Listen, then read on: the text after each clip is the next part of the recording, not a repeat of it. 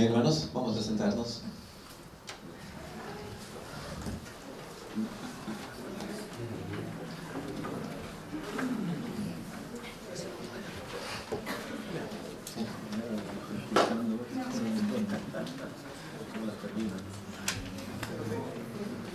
Pastor.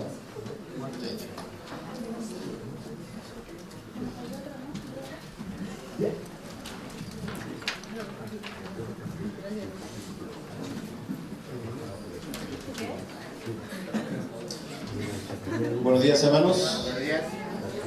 Espero que descansaron bien anoche.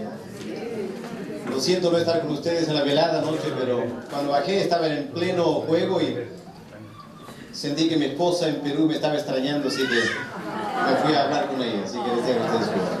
Pero manda saludos, manda saludos.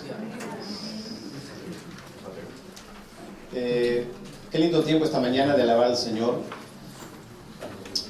Y ese último cántico, cuán grande es Él. El resplandor de un rey. Me impactó esa frase, los siglos suyos son. Yo quedé pensando en eso, los siglos suyos son. Pues nosotros somos transeúntes por este mundo, ¿no es cierto? A las justas alcanzamos un siglo, 100 años, pero las eternidades son del Señor Jesús. Permítame animarles. Ayer el tema fue un poco fuerte en la noche. La realidad bastante difícil en Europa. Y terminamos con la pregunta, ¿puede Dios hacer algo? Y obviamente todos creemos que sí, pero en ese creer que sí, de repente hay, no sé si duda o un creer que sí, teóricamente lo puede, pero la pregunta es, ¿lo va a hacer?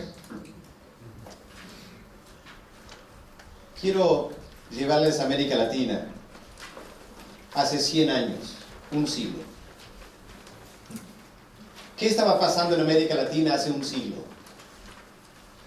Bueno, básicamente por el año 1910, a lo menos en Perú, no había ni una iglesia evangélica. Hace 100 años. Recién la libertad de culto en Perú se dio hace más o menos un siglo. Así que imagínate un país, el Perú, que desde que Cristo murió en la cruz, realmente no habían escuchado bien el Evangelio. Y antes, peor todavía. Así que tomando un verso en Isaías, otro contexto, pero dice, el pueblo que andaba en tinieblas vio una gran luz. Ese es Perú. Uno puede repasar las culturas del Perú, cultura tras cultura, sacrificando animales, seres humanos, toda clase de creencia, pero ni un conocimiento de Cristo. Un país en tinieblas total. Hace 100 años. Y en 100 años, ese pueblo, Perú, que andaba en tinieblas por siglos, ha visto una gran luz. Claro, al comienzo no fue una luz brillante, el Evangelio empezó lentamente, mucho sufrimiento, hasta más o menos los años 1950. A partir del año 50, Dios empezó a obrar de una forma nueva. Por el año 1970, la Alianza empieza este programa Lima, el encuentro con Dios. Y ahí sí Dios empezó a obrar. Y en 30 años, la Iglesia Alianza Cristiana, una sola denominación en Perú, ha crecido enormemente. En solo 100 años, la condición espiritual del Perú ha cambiado totalmente. Hace 100 años me imagino que si alguien pensando en ¿podría el Señor hacer algo para los peruanos? Diremos, sí puede, pero ¿lo va a hacer? Bueno, lo ha hecho. Y fruto de eso ustedes tienen aquí en Barcelona un pastor del Perú. Qué interesante, ¿no es cierto? Cómo las cosas han cambiado. Europa envió misioneros a América Latina. Ahora América Latina está enviando misioneros a Europa en 100 años. En Madrid está el pastor Fernando. Él también es de Perú. En Estados Unidos está un pastor Demser trabajando con latinos en Estados Unidos. Esos 3 pastores, Jorge, Fernando y Demser, vienen de un solo seminario en Perú, en Trujillo. Nuestro seminario. ¿Cómo Dios ha obrado? Y Dios ha transformado la situación espiritual en Perú en menos de 100 años. Dios está obrando. El rey está marchando. Europa ha tenido el Evangelio por siglos, pero los europeos hemos menospreciado el Evangelio. Y los países que por siglos, mientras Europa tenía la luz del Evangelio, ellos estaban en tinieblas. Ahora la cosa ha cambiado. Y Dios está bendiciendo a América Latina. He mencionado Perú solo porque lo conozco, pero es igual en toda América Latina. Tremendo crecimiento de la iglesia. Y qué interesante, con ese crecimiento de la iglesia viene un crecimiento económico. El Perú, por ejemplo, está creciendo cada año 6 a 7%, la economía nacional. Increíble crecimiento. Ahora, ¿por qué?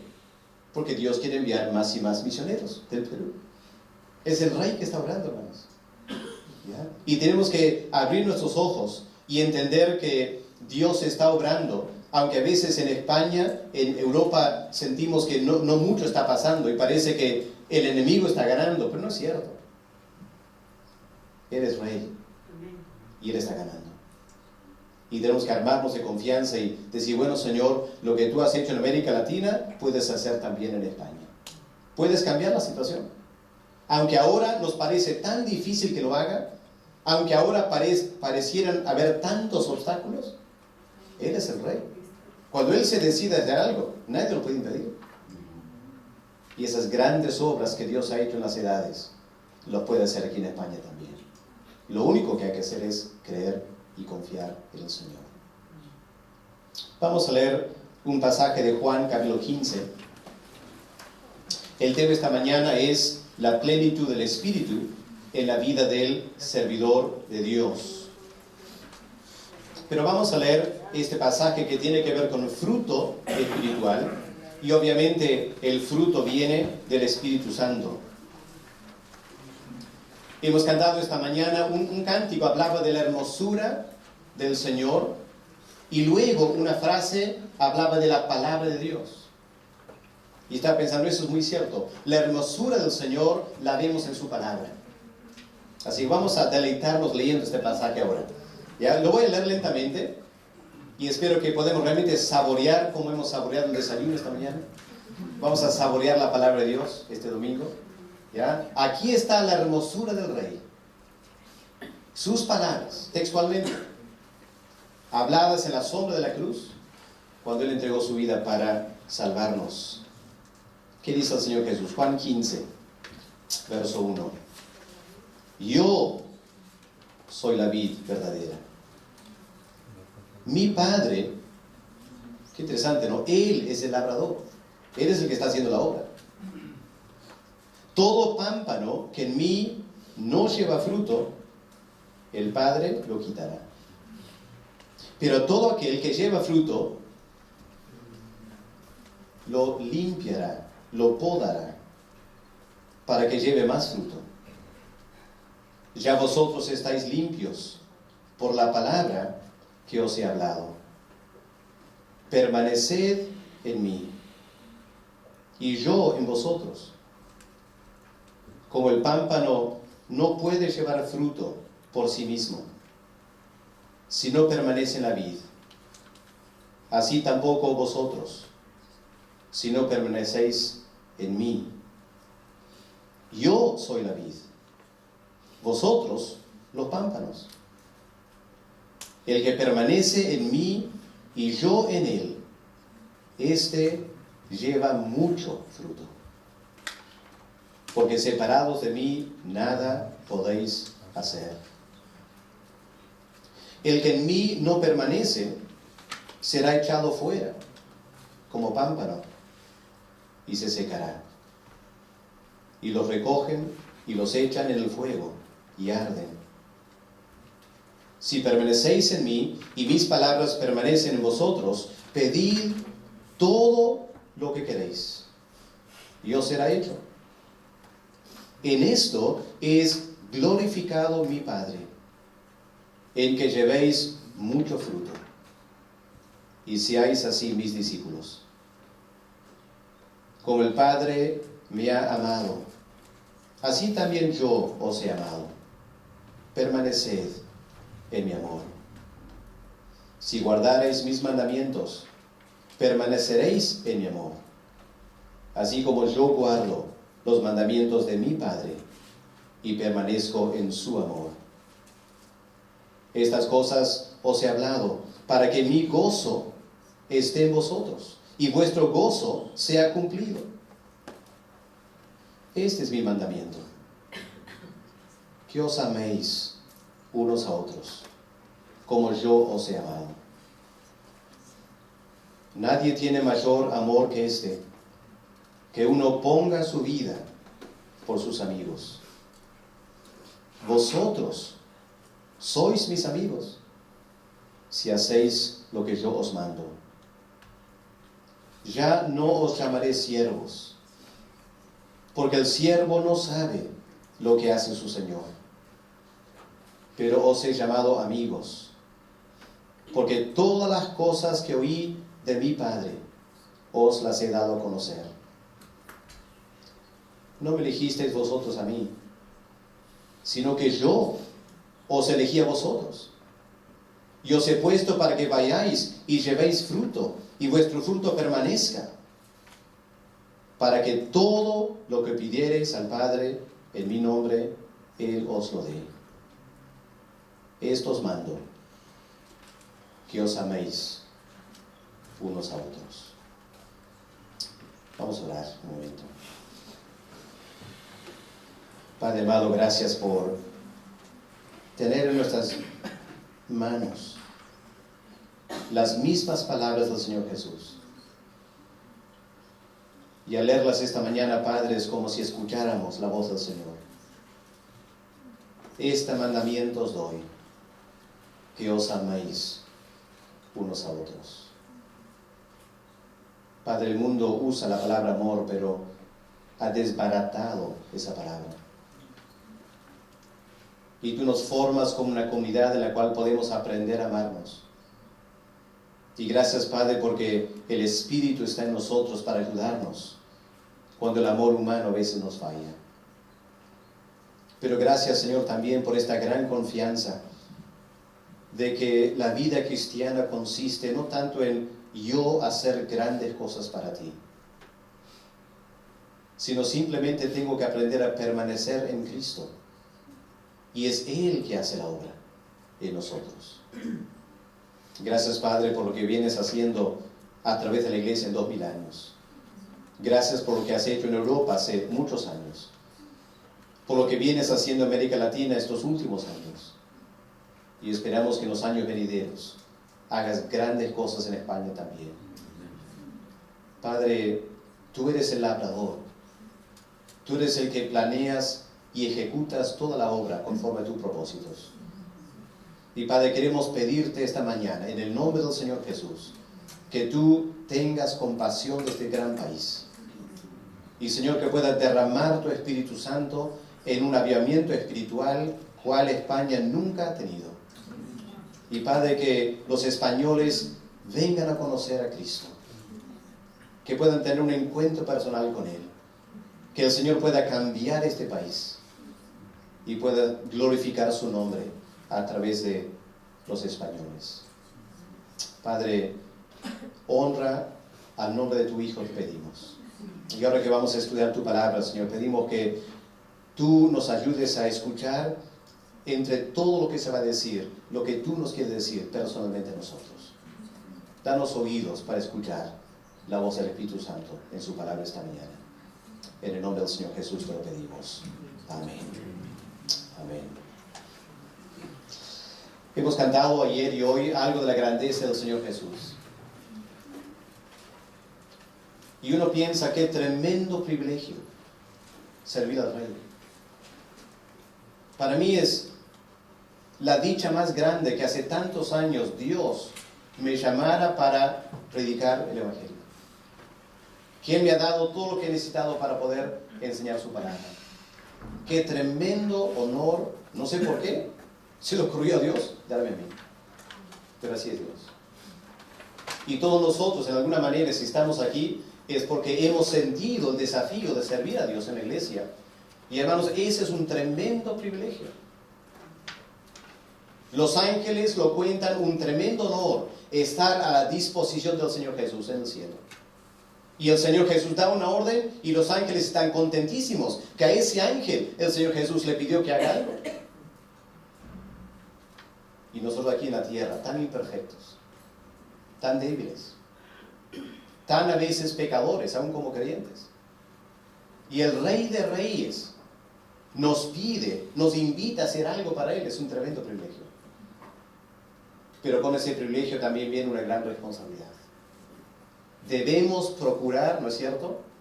Debemos procurar estar a la altura, a la medida de lo que este gran Rey merece de sus siervos. Si Él es grande, Él merece un gran servicio.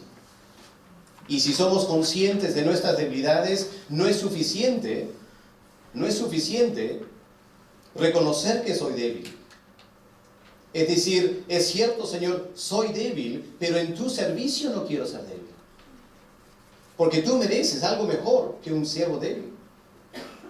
Así que, Señor, yo quiero, si tú me estás llamando, yo quiero que tú me llenes de tu Espíritu Santo. Ahora, lo hermoso en la palabra de Dios es que eso es exactamente lo que Dios ha concedido para nosotros. Cuando Él llama a alguien para servirle, Dios le concede el poder para hacerlo. ¿Se acuerdan en Mateo 10? Cuando el Señor Jesús llama a los 12 apóstoles y los envió para predicar. Pregunta, hermanos, ¿acaso el Señor Jesús los envió a predicar tal como eran? ¿Acaso no les dio autoridad para sanar, echar fuera demonios? Él les dio el poder, Él les dio la autoridad. El Señor sabía que no podían hacerlo solos. Así que el Señor Jesús los llama al ministerio y les dota de este tremendo poder espiritual. Y los discípulos, francamente, yo no creo que cuando salieron esperaban ir a hacer gran cosa. No creo. Porque cuando volvieron, ¿se acuerdan cómo volvieron? Emocionadísimos de que sanaban, echaban fuera demonios y no podían creerlo. Yo estoy haciendo esto, wow. Pero claro, no era Pedro, o Mateo, o Juan. Era el Señor obrando en ellos. Él les dio el poder para hacerlo. Y ese es el modelo, hermano, para todo servicio cristiano. Cuando Cristo te llama a un ministerio, Él no espera que tú lo hagas solo. Él sabe que no lo puedes hacer solo. Y por eso Él te da lo que necesitas para hacerlo bien. Pero tenemos que entender el plan de Dios para nosotros. Ahora, en Hechos 1 y el verso 8, hay un verso que creo que todos conocemos muy bien. En un sentido, es el gran mandamiento, la gran comisión. Cristo dice en Hechos 1, verso 8, pero ustedes recibirán poder cuando haya venido sobre nosotros el Espíritu Santo. Y esta es la clave. El Señor Jesús dice, yo les estoy enviando a las misiones. Hay mucho por hacer. Y yo me encargo de darles el poder espiritual. Así que queden en Jerusalén, esperen orando hasta el día que yo derrame sobre ustedes el Espíritu Santo.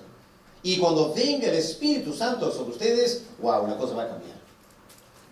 Y Pedro experimentó eso en Hechos capítulo 2.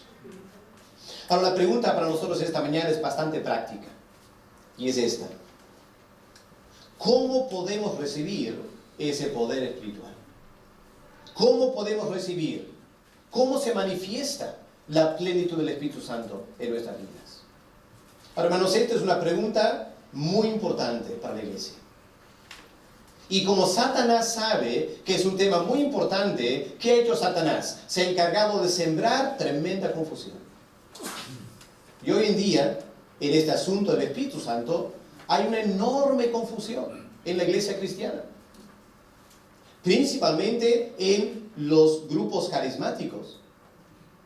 Y hermanos, la carta a los Corintios nos debe enseñar algo muy importante. No sé si han notado lo que Pablo dice en 1 Corintios 12. La iglesia de los Corintios manifestaban todos los dones espirituales. Se jactaba de ser la verdadera iglesia carismática.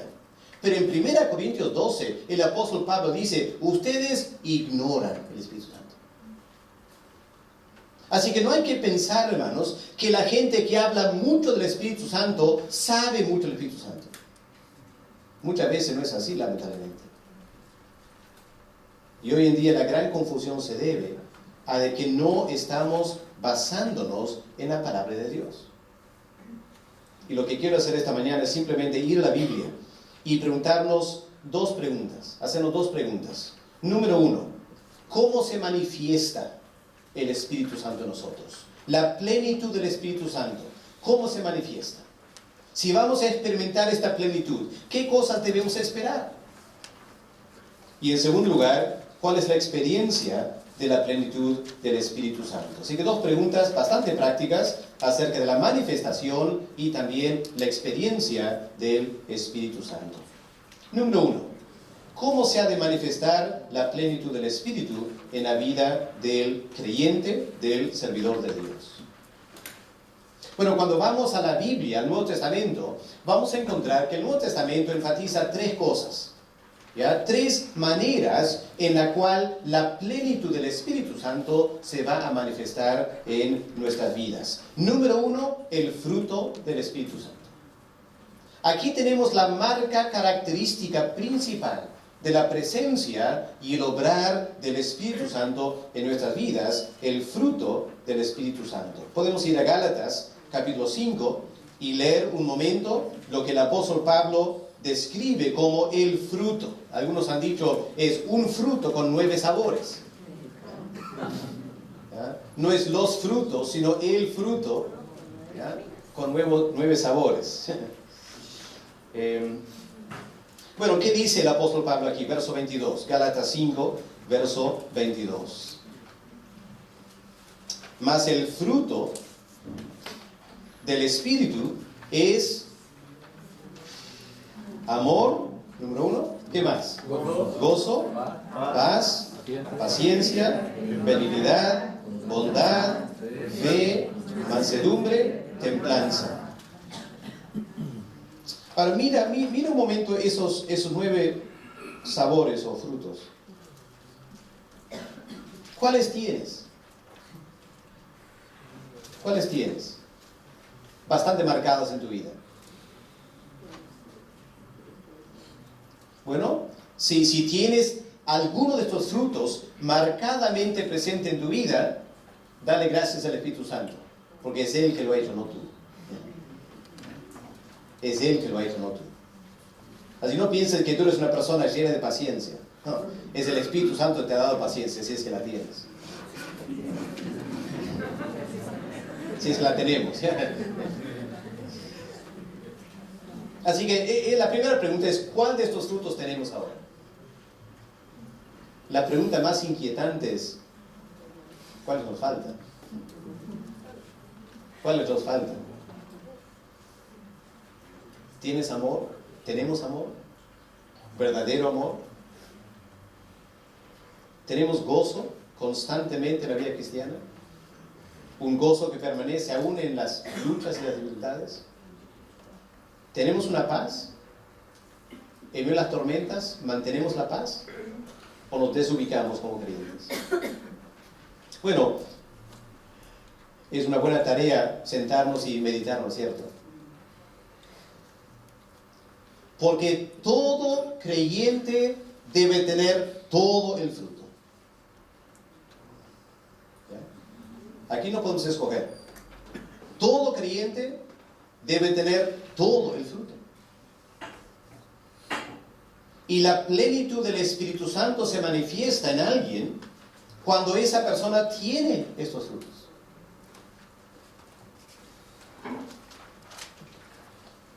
Hace unos años conocí una hermana de Lima que pertenecía a una iglesia carismática. Y ella estaba muy deseosa que yo vaya a su iglesia porque según ella consideraba me faltaba algo del Espíritu Santo en mi vida. Le agradecí su preocupación por mí. Así un día fuimos a la iglesia. Y estaba muy emocionada de llevarme a su iglesia, esperando que iba a recibir la llenura del Espíritu Santo. Pero en el camino me dijo algo interesante. Íbamos en el camino del bus y me dijo, Alex, ojalá que puedas conocer a mi amiga, es una mujer llena del Espíritu Santo. Y ella habla en lenguas y profetiza, es tremenda creyente, y ojalá que puedas hablar con ella. Le faltaba poco decir que ore contigo y unge el Espíritu Santo.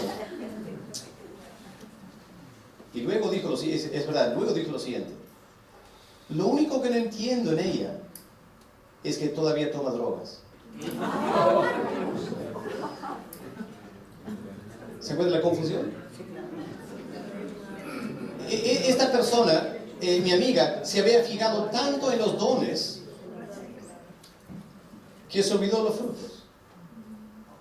Y este fruto es dominio propio. Y claro, había una discordancia total, ¿no es cierto?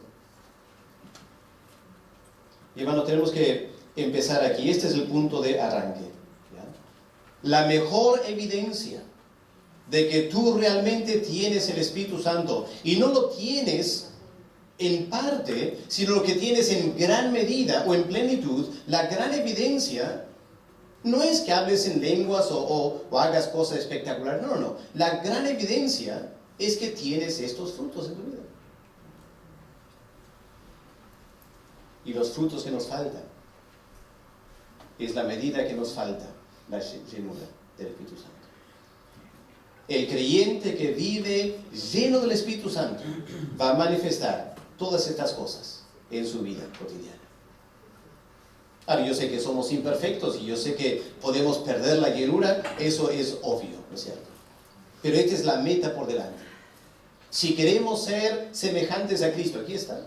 Estos frutos es la semejanza de Cristo en el creyente.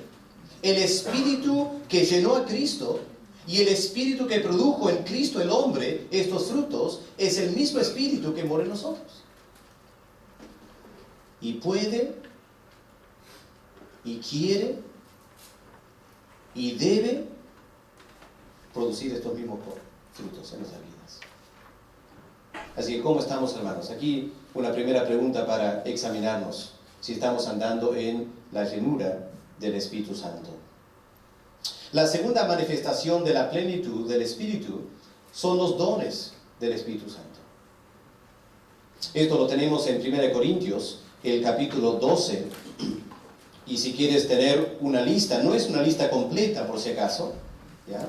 No es una lista completa, pero tenemos algunos de los dones en 1 Corintios 12 y el verso 28 al verso 30. ¿Qué dice el apóstol Pablo aquí? Y a unos Dios puso en la iglesia, primeramente apóstoles, luego profetas, tercero maestros, luego los que hacen milagros, después los que sanan, los que ayudan, los que administran, los que tienen don de lenguas. Y pregunta, ¿son todos apóstoles? Obviamente que no. ¿Son todos profetas? ¿Todos maestros? ¿Hacen todos milagros? No. ¿Tienen todos dones de sanidad?